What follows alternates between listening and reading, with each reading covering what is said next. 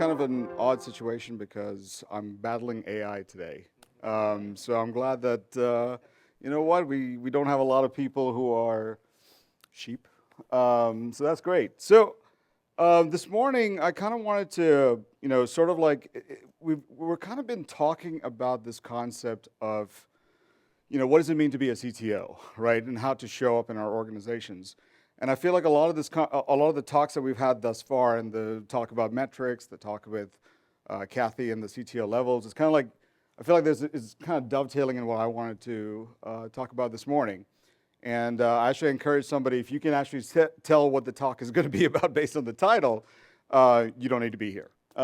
You're ready to go.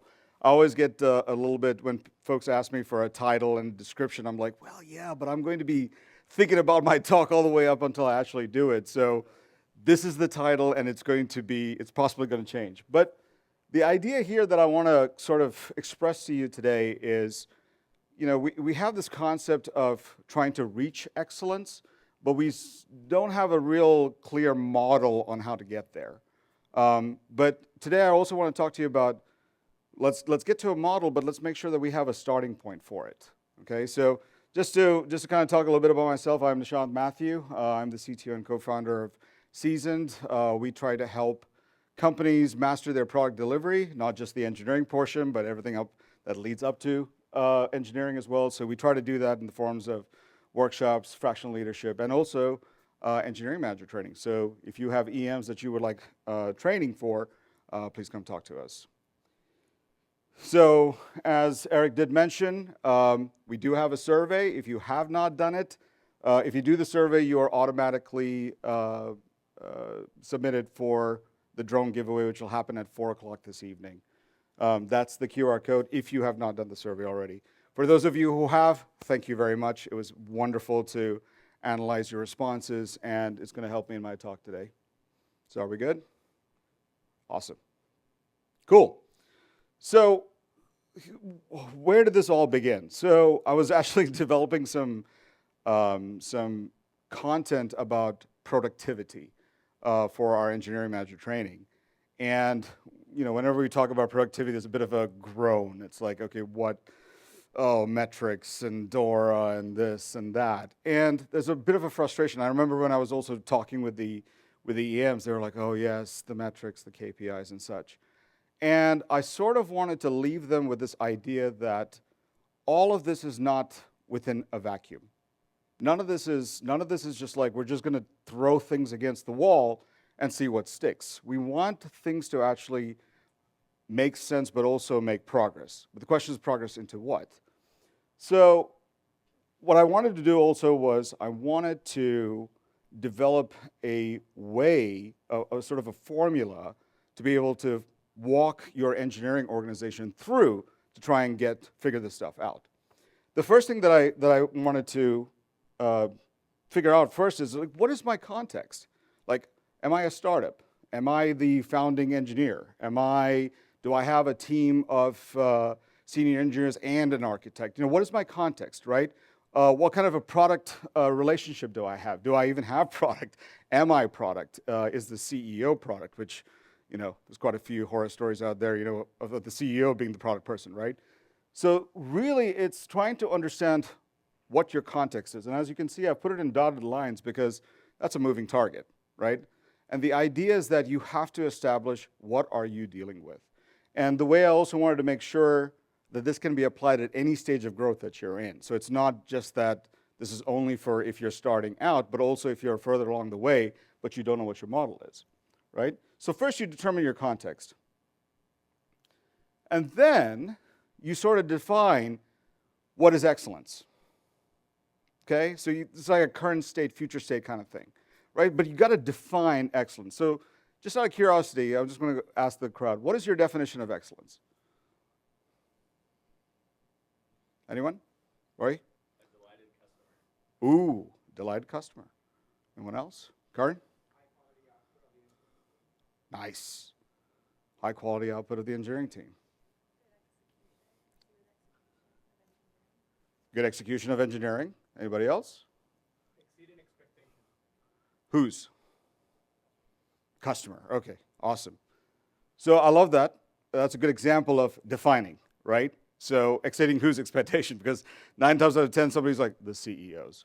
That's our main customer, right? So it's important to define what that means. And again, I've got that in a dotted line, right? Because we don't know what that is. We may have definitions for it, but we are not entirely clear how to get that context into that engineering excellence mindset.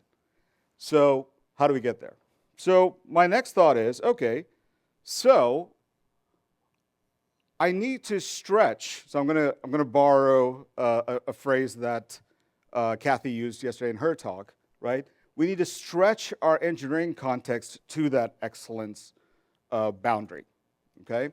So if we have defined our context, if we understand our context, we understand our where we want to go in terms of excellence, we can then set a series of objectives, metrics, whatever you have, to that excellence. And this is what I mean by productivity towards what?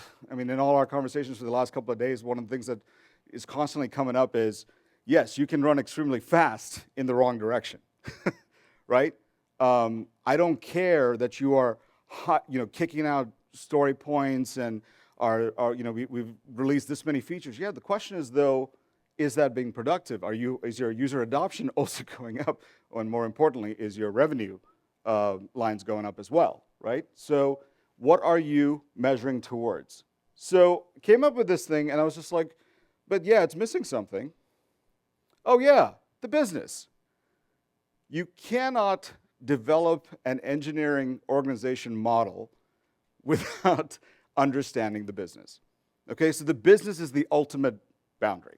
If the business is growing, the engineering context has to grow within it and be excellent within it.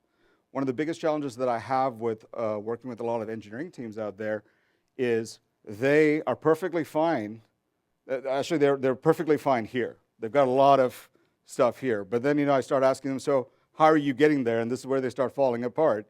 And where they really fall apart is right here. Because it's not, like the business is not needs are not being met, okay? So anyway, this is sort of the idea, the why of where I started to think about how do I develop for this problem. So we came up with a workshop, and this workshop is trying to help you get there. So how many of you all have done, for those of you who've been at the beginning stages of your startups, how many of you all gone through the business lean canvas? Yeah? Brian, what is the biggest value in going through that process? I think quickly thinking through lots of different options of how to model, the whole business, not just pieces. Got it. Anyone else?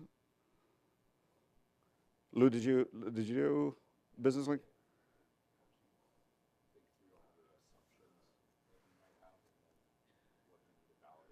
What you need to validate, exactly.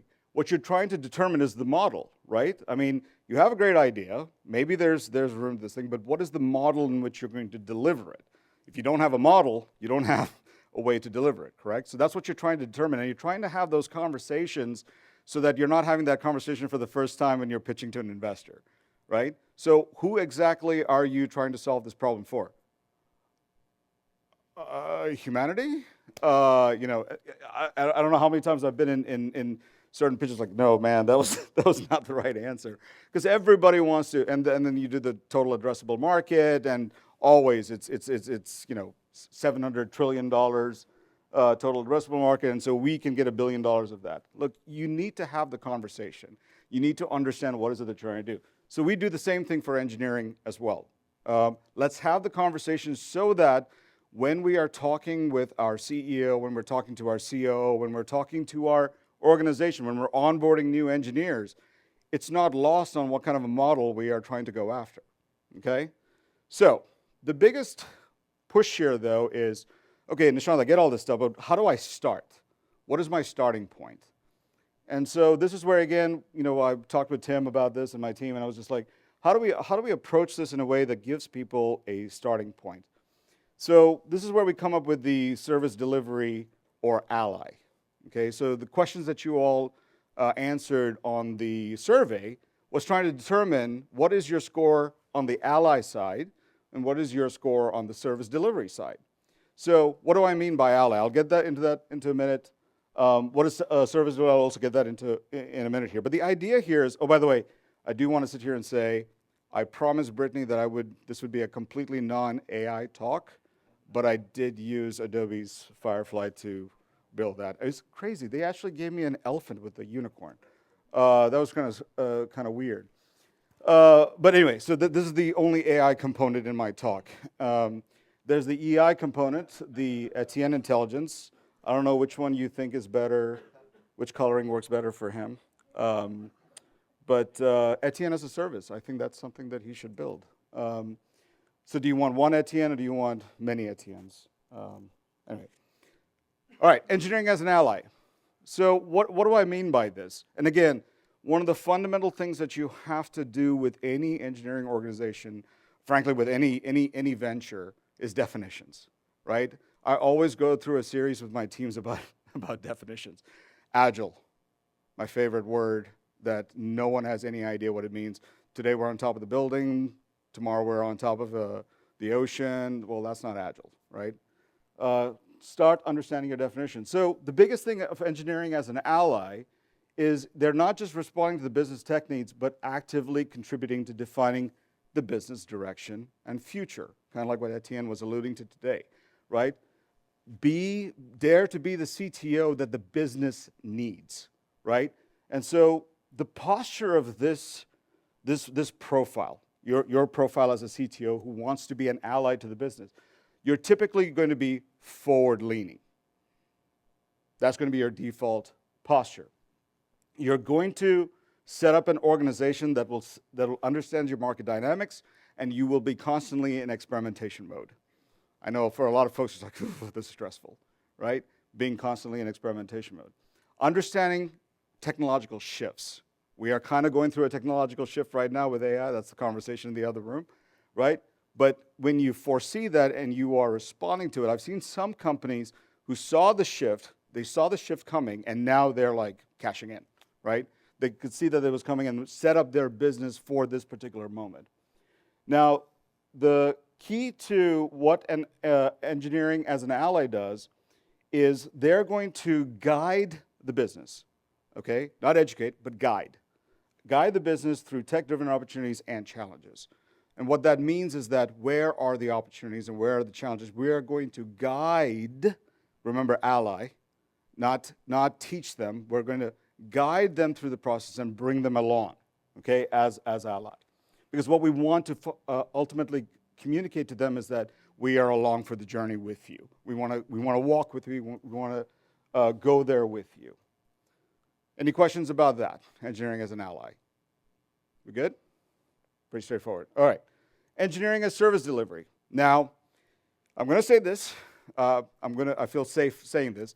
I think a lot of us feel mostly comfortable with this service delivery because we're all tech people. We all understand how to deliver tech, right? This is what makes we're all about systems thinking, and this is where we're trying to push the ability to scale what we know to a larger context. So what does engineering as service delivery looks like? We focus on optimizing engineering processes. We make sure that the tech is stable, right? Stable means no bugs, right? 0 bugs, right? Am I right? No? I don't know, I'm getting a few. Karan is like, no. Exactly. And delivering technology services efficiently at scale. So the picture of the horses, many, many horses, right? It's the idea of having that scale. Typically, now if you are someone who's very concerned about service delivery, your posture is hunkered down. You're like constantly, hunkered down. Your body dynamics are showing that. Like, I've noticed that during this conference also, if I step out to go to the bathroom, I'll see somebody outside and on the phone. And they're hunkered down, right? They're dealing with the situation back at work. And I'm like, putting out fires, right? Yep, putting out fires. That's really what the posture is going to look like if you are trying to be engineering as service delivery. Revolves around predictability and minimizing risk. Whereas Ally is about experimentation and taking risks, service delivery is all about minimizing those risks. Foreseeing technological pitfalls. Like what they want to be able to determine, right, is if I bring on this technology, how is it going to affect, my future state? And lastly, helping the business by improving operations. So you might have a conversation with, say, finance, for instance, on, hey, we want to deliver whatever finance needs in order to be successful, and we want to help, improve those operations side. We don't see that this is working well, so we want to jump in and help. So that's engineering as service delivery. So these are the two sort of roles that I feel that the CTO has to sort of figure out how to navigate. So what are the goals with the ally approach? A holistic view of the business and the industry, aligning technological capabilities with business goals. So first and foremost, remember about determining your context, right? You need to understand what you're capable to produce. So you want to be an ally, but you don't want to ally with only 2 soldiers and 1 horse in the barn, right? You want to make sure that you are presenting your best foot forward. So you really need to understand your capabilities and make sure that those capabilities are then aligned with where the business is trying to go. And like I said, anticipating market shifts as well. But then we come to the concept of excellence. How is excellence achieved when engineering sets itself up as an ally? Well, they're trying to drive innovation to create competitive advantages, right? They're going to guide the business to say, hey, look, I understand what our capabilities are, and I know where we can go with this. And these are my ideas. And I want to help the business get there. So those are the goals, and excellence is achieved by that. What are the goals with service delivery approach? Ensuring that technological operations are streamlined and predictable. Golly, predictable. I know exactly what I'm going to do January of 2028, at 4:45 in the afternoon on a Monday. I know exactly what I can do. I can predict it to that level, right? Over here, though, so with the ally, you're a lot more product focused, but with service delivery, you're more concerned with technological, technical goals. Okay, so you're aligning your technological capabilities with scaling. You want to make sure that any technology that you adopt, anything that you're doing, you're going to make sure that it can scale with the business. Reducing costs over time with each stage of growth. This is the hard part, right? The idea is that the more you optimize, you can drive costs down, right? In some cases, I see when people are scaling, it ends up being actually costs go skyrocketing with it, and I'm like, well, that's the real scaling issue right there. But if you want to truly be an engineering organization as service delivery, you are going to have to look. One of your ways of reaching excellence is making sure that those costs are going down over time. So excellence is achieved by scaling seamlessly. And that word seamlessly, it messes with all of us, right?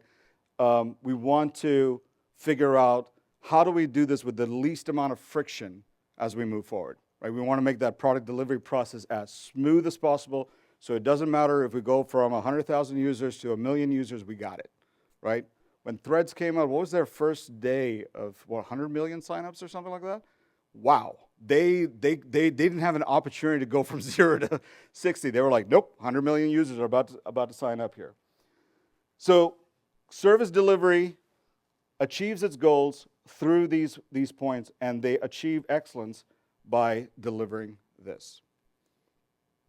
So the survey that you took, we basically came up with a few dimensions. The dimensions were, what is your strategic involvement? Are you in the weeds, or are you, looking above the weeds, right? So we tested on strategic involvement. Are you proactive or are you reactive? In other words, are you leaning forward or are you hunkered down, right? Optimization and efficiency. How do you view optimization and how do you view efficiency? Is it more of an ally perspective or service delivery perspective? We looked at innovation and risk. Again, you're driving innovation in ally mode. You are minimizing risk in service delivery mode. And team dynamics and collaboration. How you set up your teams as an ally is going to be different when you're in comparison to setting up your teams for service delivery. It's going to look different. So this is why the starting point is so crucial. You need to determine this. What do I want the engineering organization to present itself as? That is going to help me determine what kind of a team I'm going to build. Okay? All right. So 26 of you all responded by 1 a.m. last night. I thank you all. I sat there with the results and I tried to figure out how best to communicate this, and this is what I came up with.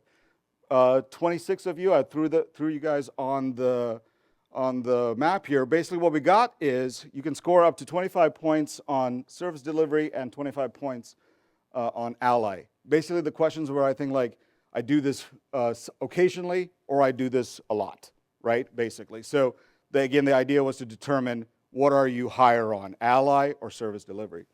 And we were kind of pleased with the results. You guys are kicking ass. I mean, look at this.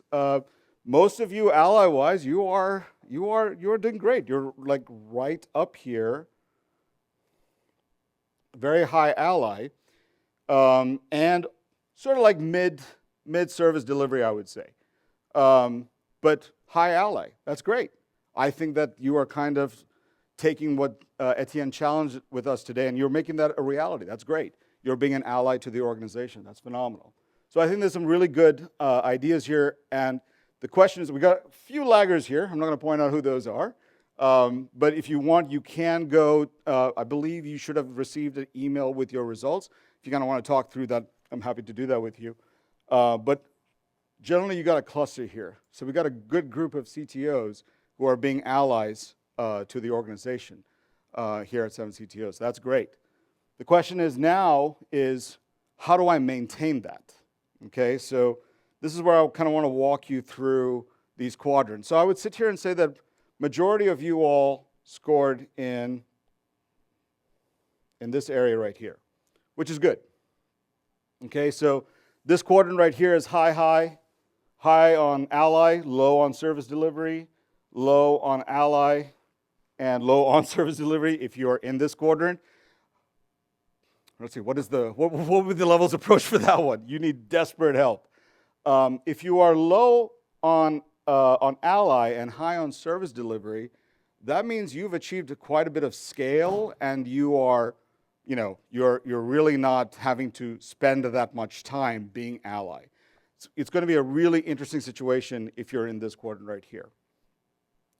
What I would love to see is, for a lot of organizations as they evolve, right, is that they start somewhere over here, because right here, because think about it, right? In the beginning stages of building out your startup, it's you and your CEO in the basement of some building, right?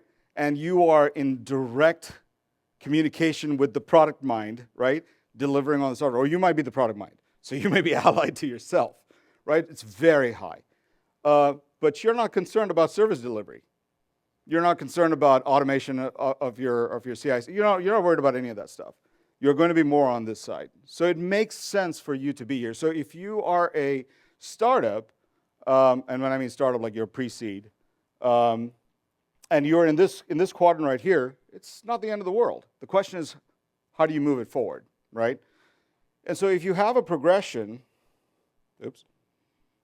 if you have a progression that goes, as you keep growing, if you kind of go in this direction, you're going to have a good trajectory. Okay? In other words, my ally is going to go down over time, and my service delivery is going to go up over time. Okay? Kind of invert it. So you start high on ally, you start low on service delivery. That's good, but you want to make sure that it's shifting from one side to the other. You are going to reach a tipping point. Okay? The tipping point is right about here. And this is where you can have a lot of situations ending where you're doing neither ally nor service delivery well. Okay? I know there's a lot of us, I can see some of you nodding your heads. Yeah, I've been there. Yeah, that happened. We had a new product person, and there was nothing I could do to convince them that I was their ally, and so I shifted gears into service delivery, but there was a lot of problems on the development side, and I lost velocity and da-da-da. So, that tends to happen a lot. So there's this inflection point that you have to be very aware of as you're approaching. So again, remember, we're trying to head towards excellence, right? So do not define excellence in such a way that you're going to fail. Define excellence in such a way where you can iteratively, progressively succeed. All right? So, does this make sense, by the way? Now, I would sit here and say that quite a few of you all scored over here. If you are way up here in the high ally, high service delivery, I would want to talk to you. I want to understand, how are you maintaining this without dying? How are you being able to be that allied to the business and providing an incredible service delivery? Now, is it possible? Absolutely. You would probably go for like a centers of excellence model, where you are setting up parts of your organization to where they can provide those services, right, in such a way that you don't have to be necessarily in every room, but your organization is in every room, right? So you can have a high level of allyship. And from a service delivery point, hey, you know exactly what you're doing. You're putting them on train tracks. You've got your leadership where they need to be. They are exactly where you are. I would also sit here and say that if you've reached there, you've kind of obsoleted yourself out of a role, which I think that's a good place to be, right? I do know a few CTOs who've gotten to that point. And many of them kind of want to go back down here, right, and start over. Either they want to go start with a new startup, or they want to go and do something like Skunkworks or something inside of their organization. So high-low, meaning that you're high ally and you are low on service delivery, tends to be very problematic because you cannot deliver trust if you're not delivering. Okay, so the fundamental nature of being an ally is that when I come to you in need of an ally, right, and you're making the promises, but you can't execute, right, that's a fundamental problem. Okay, so be fully aware that I want to be an ally, but if I'm not keeping my eyes on the prize with service delivery, then they're going to lose their trust with me as an ally, and guess what? They're going to ally with someone else. All right, so this is also another thing that we see with a lot of product tech organizations. So be aware of that, right? Keep your eyes on the prize. And again, the model is towards excellence, right? So that's why I'm trying to bring both of these concepts into play, is that if you want to be more of an ally, and to be an excellent ally, you also need to make sure that you are doing something on service delivery as well. Because without delivery, you can't build trust, okay? So yeah, so basically, I'll just cover this real quick. Like I said, it makes sense, it makes sense if your service delivery, right, starts really small. You're not doing automating anything, right? No automation of tests, nothing. You are the person that's pushing into production every single day. Even if you have 3 engineers, you don't trust any of them because they're all junior devs. They don't know what they're doing. They don't understand branching. They don't understand anything. You're the one reviewing every line of code. So it makes perfect sense that you have not achieved scale in service delivery. But you're very high ally.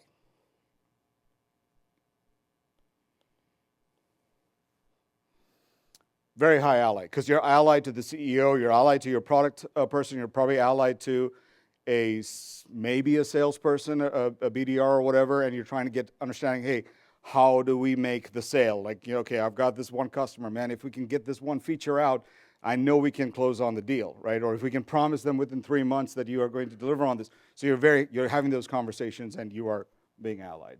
So again, as you go through the stage, you want to kind of see this thing. But like I said, be aware of the tipping point in rapid growth mode right here. This is where things can go severely south, where both ally and service delivery take a dive down. Okay, so the thing about excellence is that, remember I showed you it was a dotted line? As your context becomes bigger, your excellence also becomes bigger. So it's a continuous conversation. There's no situation where with the business lean canvas, right, that you did it once and you're never going to do it again. You're always going to go back to your model and saying what needs to change, what needs to die, right? What do we need to focus on? We need to have those conversations. Cool.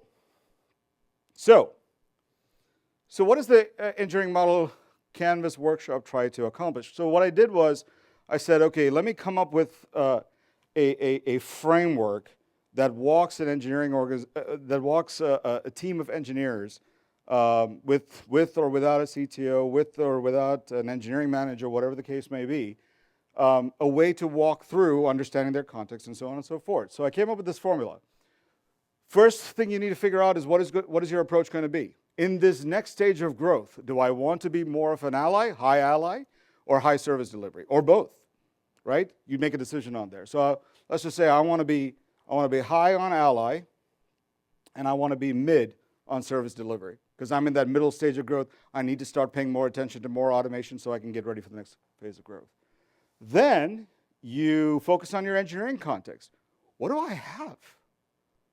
What is my current state? Do I have DevOps? Do I have? They're talking about doing. Since I'm high allied, I know that we're going to have a big compliance thing coming up.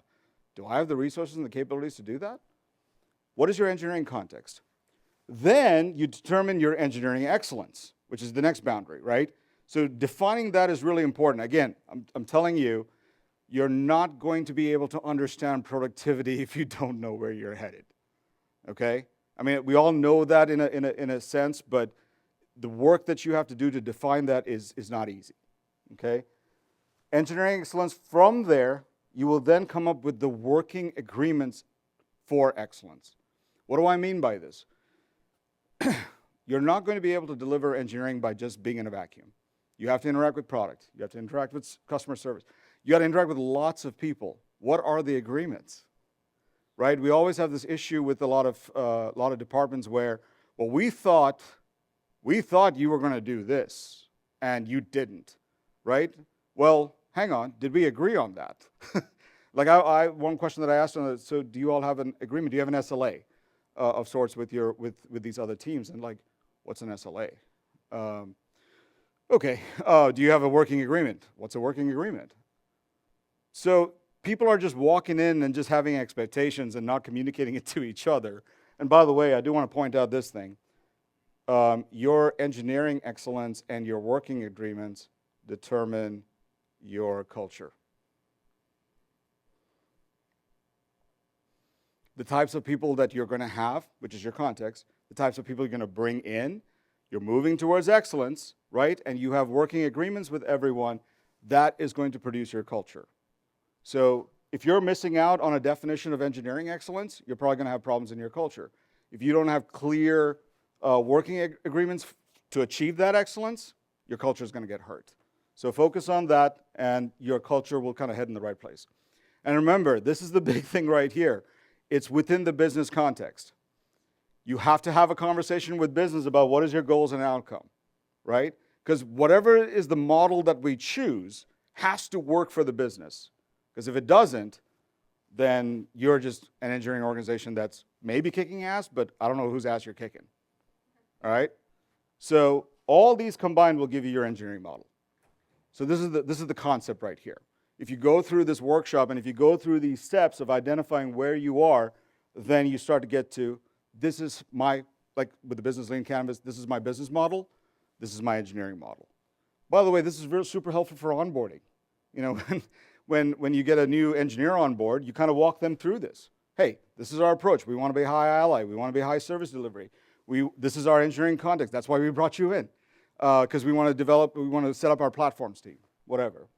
This is how in this next growth period, these are our goals to get to excellence. So now a developer and engineer kind of knows what they're working with, right? Because one of the worst things that happens, not only that there's not enough documentation on the technology, but there's really no documentation on who we are and why we are and where we're going and et cetera, right? So a lot of people have a lot of false starts because this is not made available to them in any meaningful format.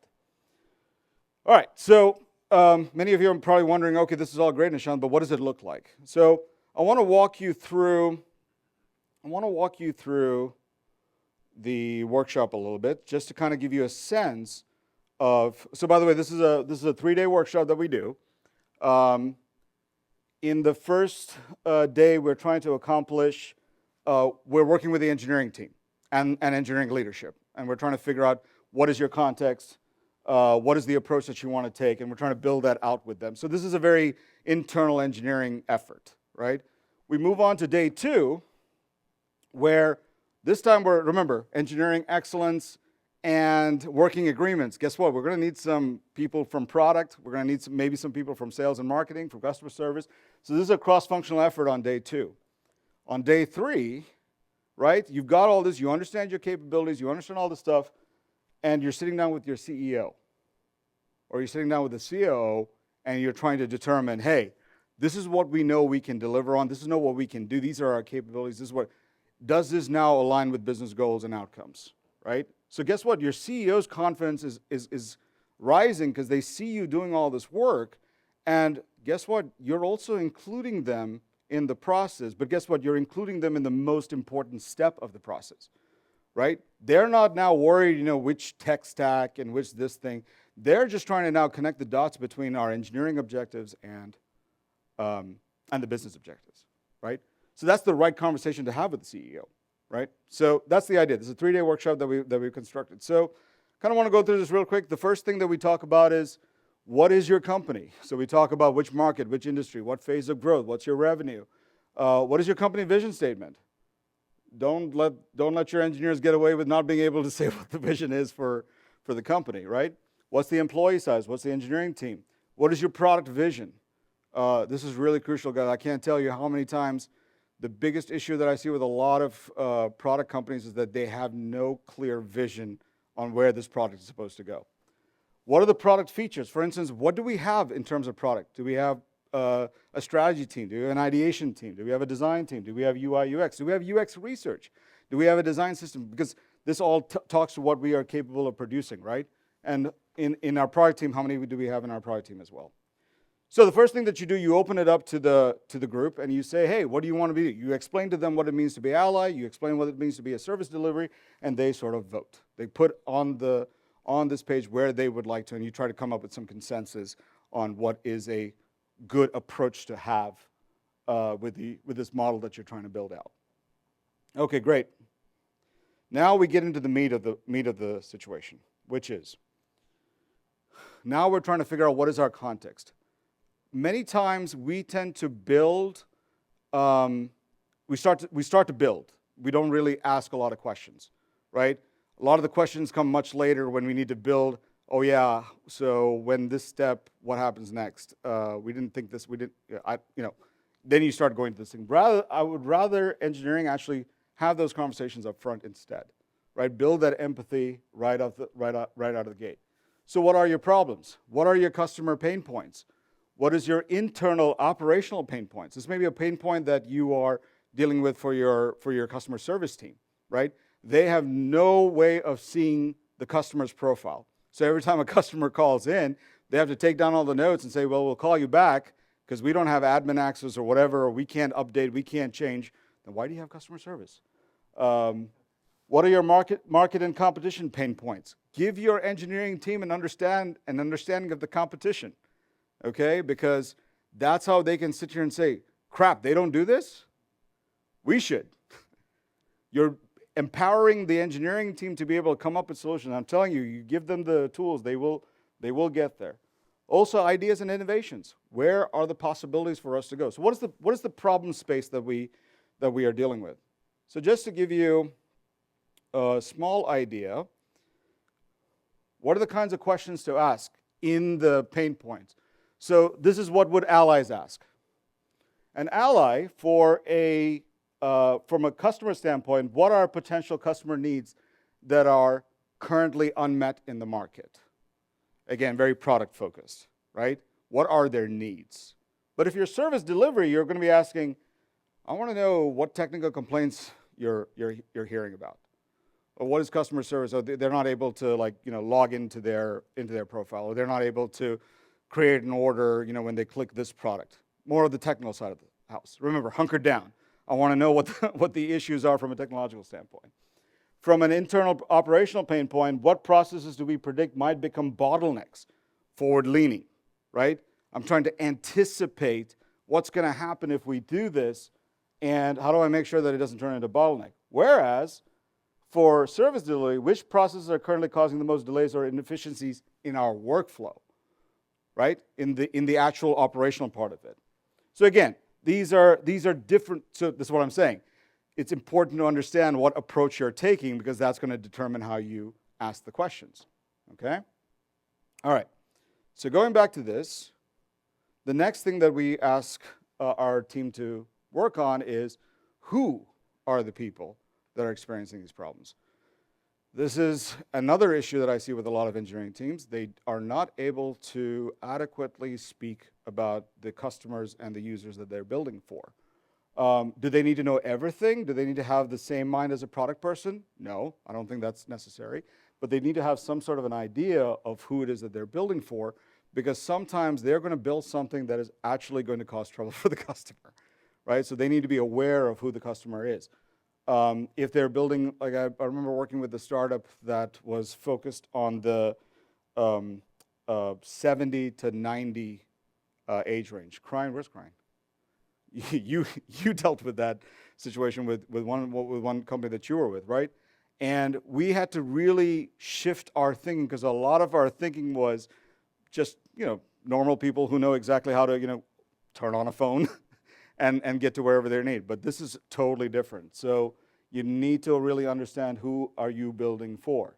Also, new segments. Are we wanting to get into new areas of business? Well, I need to know that. Okay, so then we move on to a pain to gain workflow. Okay, we've identified all the pain points. Now the question is, how can we move them to gain? All right, so we go through how might we. How might we solve for these challenges? How can we solve for the customer pain points? How can we solve for internal operational pain points? How can we solve for ideas, so on and so forth? Okay, so we have we come up with these problem statements, and for these people, how do we solve these particular problems? And again, I want to talk to you a little bit about how, sorry, my bad. Here's where it comes down to is, what is our value proposition?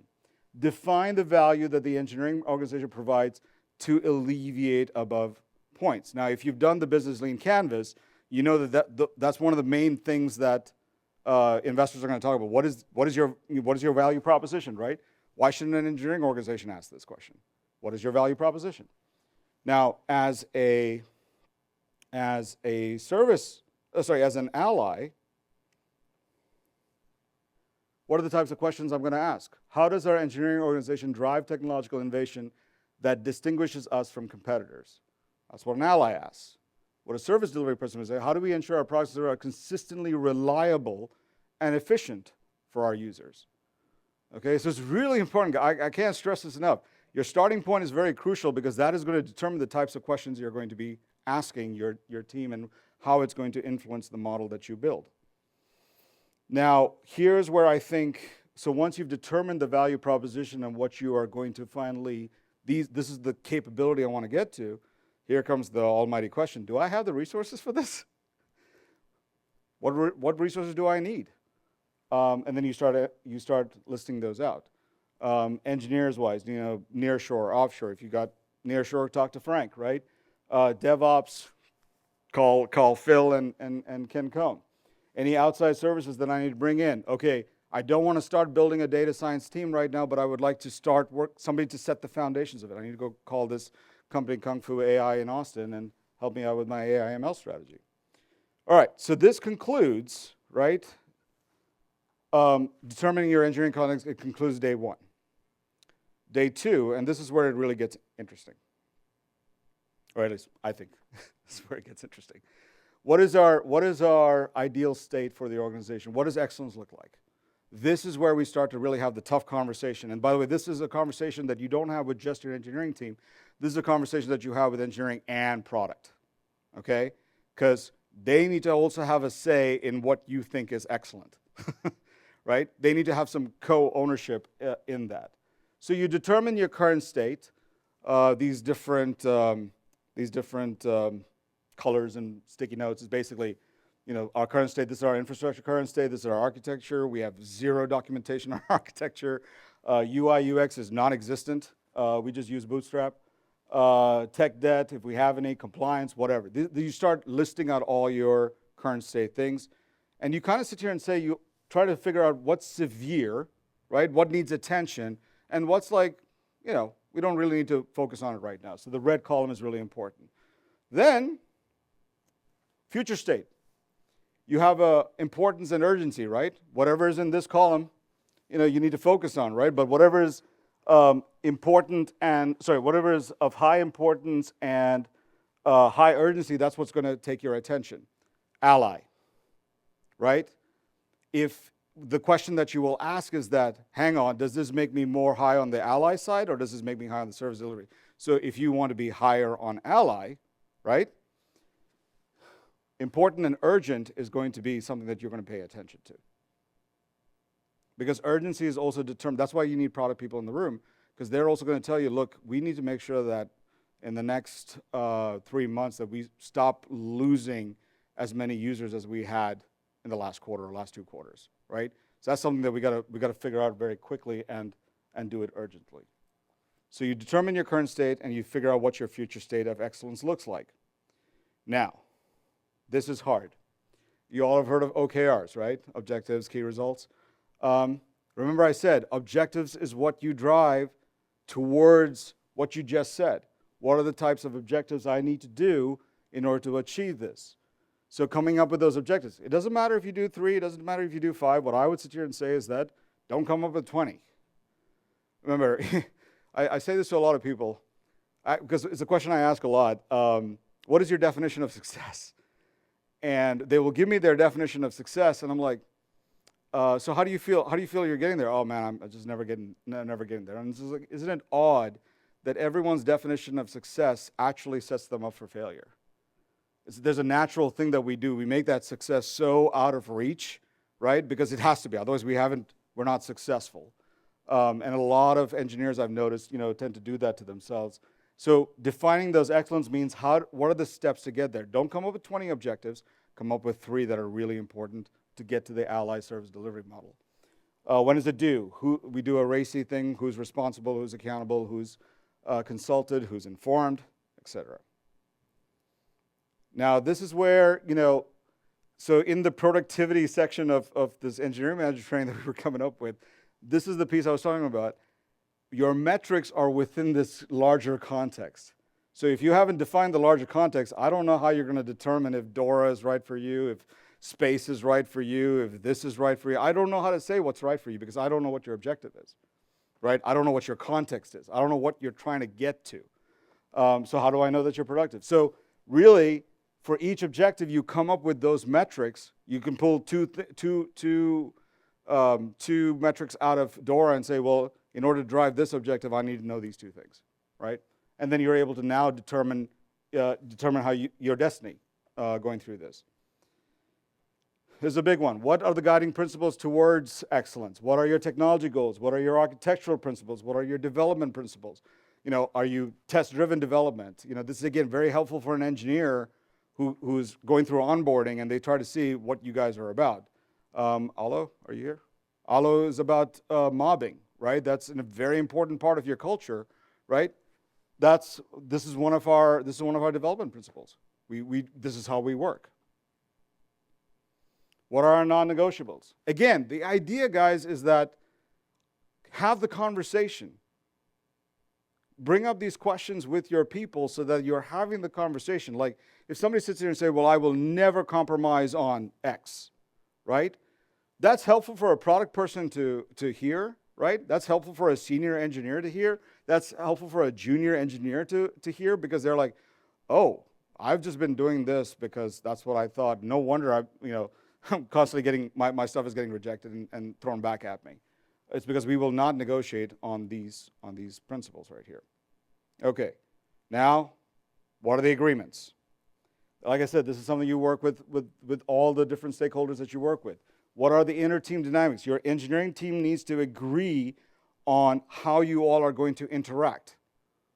How are you going to have meetings? How are you going to have documentation? One of the biggest things that I found with one, we were seeing something to where it took forever for a PR to get approved, and we were wondering why that was happening, and the senior engineer said that, well, it's just too big.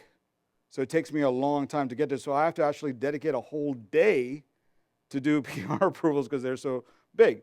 By the way, this communication is not happening with the devs who are turning these things in. So I'm sitting here going, have you communicated that to them? Do you have an agreement somewhere that says how you're going to do this? So simply, we solved the problem within like 5 seconds. Reduce your PR size, right? So that approvals can happen fast. And guess what happened? It just happened magically there. Product organization dynamics. How are you going to have meetings and conversations with them? How are you going to deal with feedback and conflict resolution? I can't stress this enough. The marriage between product and engineering is critical to any delivery process. If that's problematic, this is something that you need to work on, okay? Same thing with whole company dynamics. There are going to be times when you're going to have to reach out of your org and communicate to the larger org. This is actually a really favorite step for me, is that what is our working agreement for processes? We are Scrum Agile, we are Scrum Kanban, we are Kanban, we are this, we are that. Okay, great. You're adopting this framework. Does it help your model? Does it help your model of being an ally? Does it help your model of being service delivery or not, right?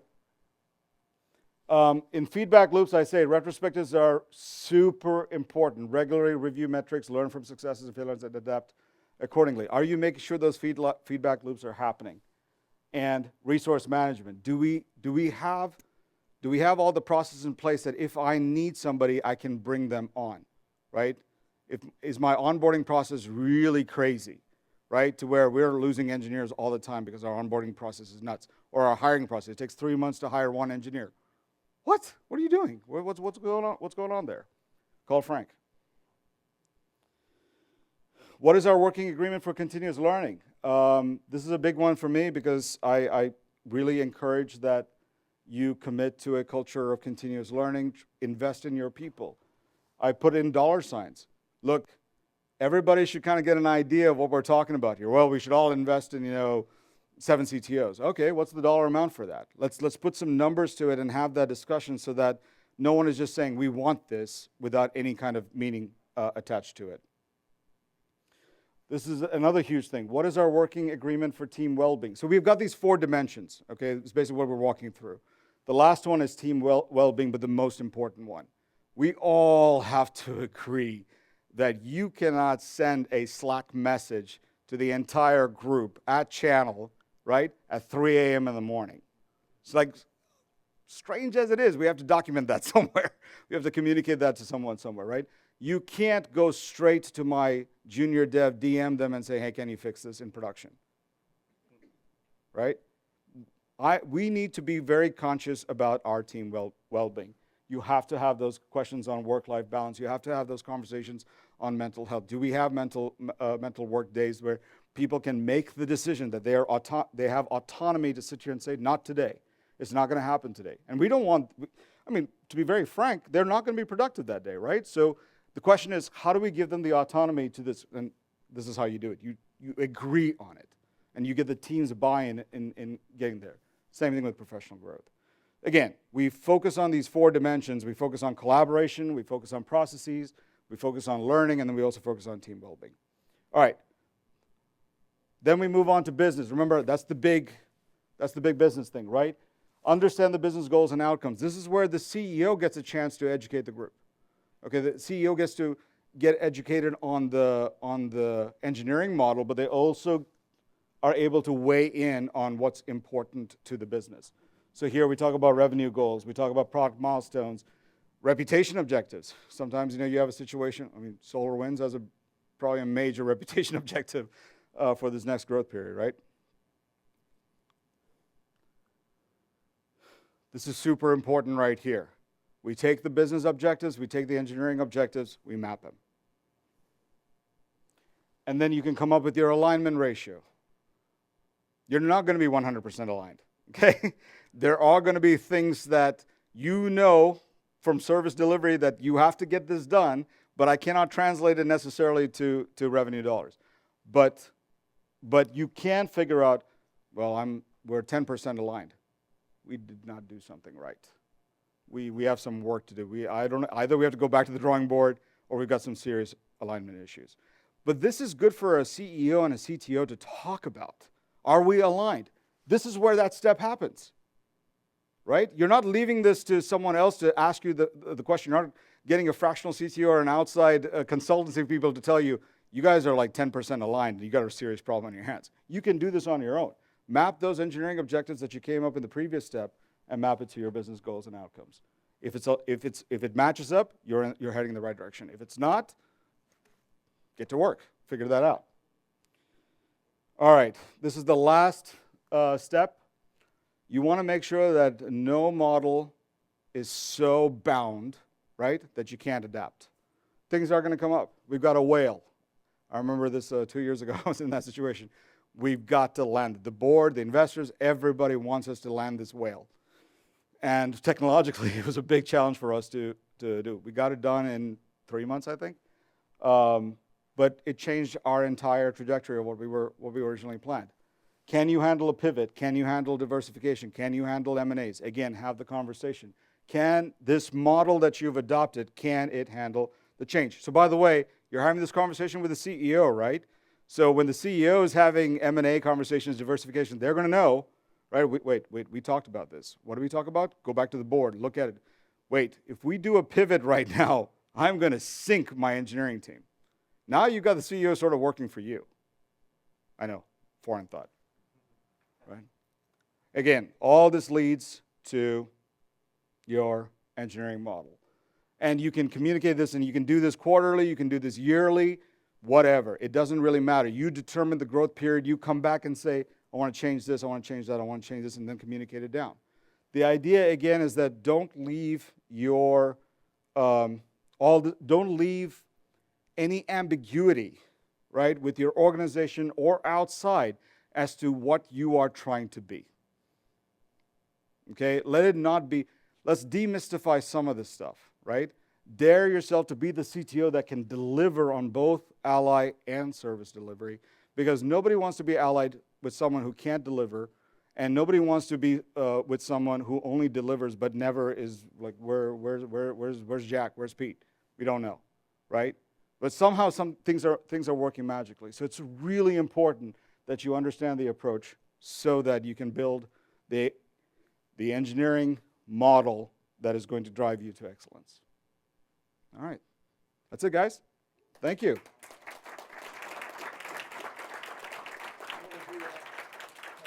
Yeah. Sure.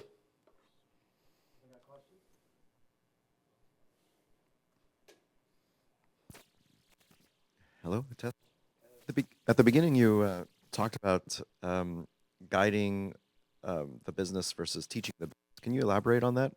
I think a lot of times, I think some of us tend to default to preaching or teaching, and sometimes I think we need to somehow help our CEOs kind of guide them through it. A long time ago, Etienne had a Fly with Your CEO video that he put out. It's changed my life when I saw that video, because my immediate reactions were always, oh, I need to teach this guy something. I need to preach some truth to this person right now.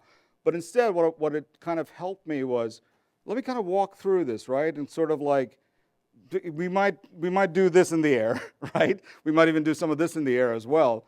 But eventually, I'm going to walk with them, and then eventually, I'm going to help land the plane with them. So you're going to sometimes have to go with your CEO where they're going and kind of helping them, again, being an ally to them and saying, look, I hear you, right? And remember, we've had this conversation, because remember that CEO step that we have?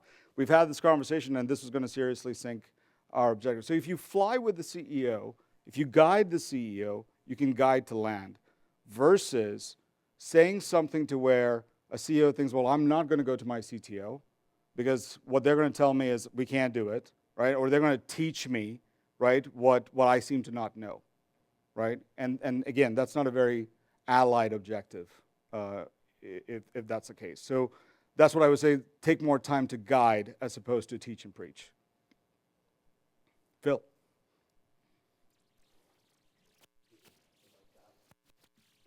Do you have Yes. sort of ally? This framework is also super helpful to determine not only what you are wanting to become, but also what they see you as. So if you're a person who never wants to hear from the CEO ever again, high service delivery, baby. that's your answer. Then the CEO is going to, because something went. Can you all hear me? Okay. The strategy of someone who is, if the CEO is, it really depends on what you are comfortable with also, Like sometimes you don't necessarily you want to be careful who you ally with is what I'm trying to get at. It may not be the CEO. It may be the CPO or the marketing person that you need to ally with. Okay, and the idea is that you are tuned, right, to what your capabilities are and what it can achieve, and that can determine then who you're going to work on allyship. All right. I had to ally with finance people like 15 years ago because they're the ones who would sync my budget or not, right? And I had to ally with them, otherwise we were not going to get anywhere with it. So people are very difficult to work with because they only think in terms of dollars, but you kind of have to work with them a little bit on that. So if they cannot see you as ally, you kind of have your answer of what you are going to need to become, because you know then, okay, I got to be incredible at delivering engineering to deliver it as a service. If you want to be an ally, then you're probably misaligned with the vision, the way that the vision is executed on, because you're sitting here going, look, I'm the ally type. I'm not just a service delivery. I want to be leaning, and that's what I love to do.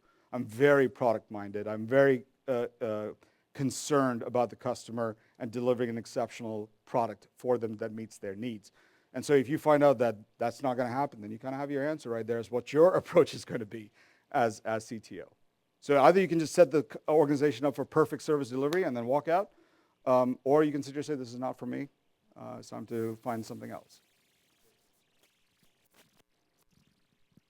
I just got. Okay.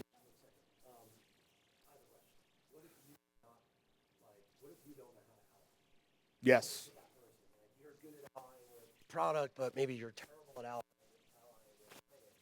In your experience, are you going out and pulling other allies into your circle? Be like, how do I? Absolutely. Ally strategy can be a two-way situation. It doesn't simply mean that you are allying up. Sometimes you're also allying, across. Like, hey, I need to be with product in order to get to this conclusion, right? So, again, the idea is that you have your starting point, which kind of guides you on which direction to take. That's really what I want you to walk away with, is that I'm directionally, I'm vectoring myself in this direction. Who's in my field of vision right here, right? If the people are back here, you don't care. It's not something that you need to be concerned with. Now, if you do not ally, I think that's the end of somebody that you need to be talking to very quickly, or a Scott. But really, allying is tough. It's a leadership thing. That's why I kind of have the unicorn on the ally. There's some magic. I actually with my kids the other day. The myth has to sort of meet the reality, and you kind of create this myth reality, because there is a myth around the role of the CTO, but there's a reality to it, and you kind of have to figure that aspect out. And allying yourself with someone is something that is a skill that you need to figure out.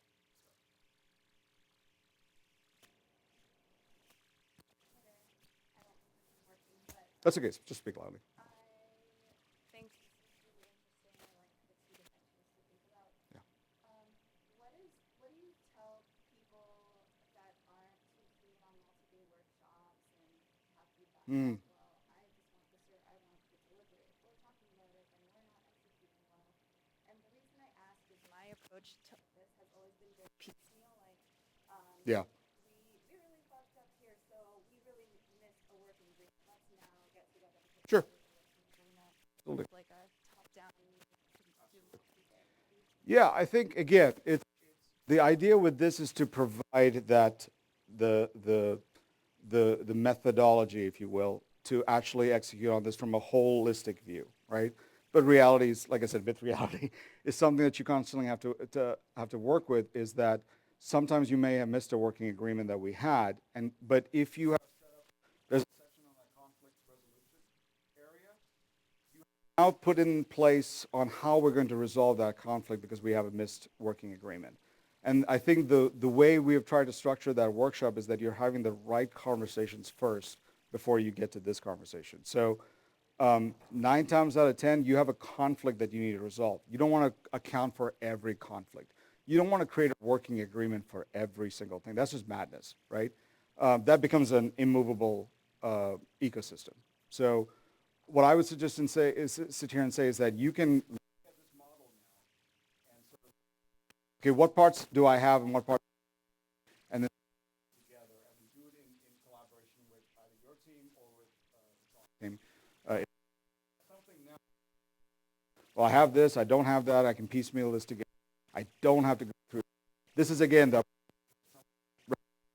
do it, and this is from start to finish. My thing is to make sure that you hit on, just like the business brain canvas tries to do, that you have the conversation before you have it with someone who can tank you. Right? So.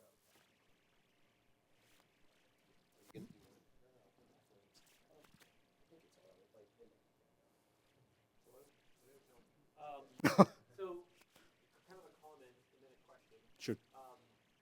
When I'm trying to go and find allies, I often think about what value am I bringing to that person? Yes. It's not a one-directional relationship, and then they have a vested interest in that. And then the second question, in some organizations at different stages, probably more in the middle, upper tier, is it a binary, we are in service delivery, we are allies? Because I can see how Sure. organizational teams can be better suited to one or the other. And have you seen that? Or Yes. you have? Yeah, absolutely. Like I said, I would probably sit here and say that if you are 100% service delivery and 0% ally, is that a bad thing? No. I would probably sit here and say that if you are 100% ally and 0% service delivery, I'd sort of like question, well, how do you plan to be successful as an ally then? Because I think, you know, to your earlier point, offering anything of value, what's the point, right? So I don't think it's so much as binary. It's mostly like, where am I? Or where do I want to be? It's like you're trying to figure out, like if you look at a 360 and you've got a flashlight, right? You just want to sit here and say, like, I need to know the terrain in front of me so I can walk it, right? And you're just trying to get that. You're not interested in the back because your flashlight doesn't do two-way lighting, right? It's just this way, and this is what I need to focus on. So yeah, that. Question. All right, next. I think the phone it doesn't work anyway.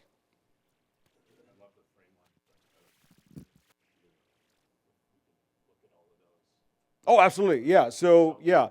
By the way, I'm going to make this board available to you all. I got your back. And just please come to me, and I will give you my business card, email me, and I will add you to the public board that we will make available. I do ask that it stays within the 7 CTOs community. But yeah, no, I'm going to make this board available. If you need help in understanding, okay, Nishant, we did this. Does this mean? I'm happy to answer those kinds of questions. If you need me to come and facilitate it, I'm happy to do that as well. One of the difficult things in this is like, what are the questions I need to ask? I have added a lot of instructions right here. So with every board, right? So like vision instructions, for instance, I have some questions to guide the discussion. So you can start without me. You don't need me there. You can use these questions to help you. And by the way, when you do it a couple of times, you're like, I know this, I get this. All I'm trying to just sit here and say is just I'm trying to organize the talk and making sure that you go through the steps of the conversation. But yeah, I'm going to make this board available to you all. So, yes. Have you seen misalignment between the CTO or more of the senior roles versus the engineer and what? Oh gosh. How do you align your vision of what you need to be with what they think they need to be? Absolutely. So remember I talked about feedback loops, right? You're going to have this conversation with the engineering team. You're going to have your conversation with the product team and engineering team, and then you're going to have a conversation with your CEO. I probably would not bring your engineering team to the CEO discussion. I think it should just be like a CTO to CEO level.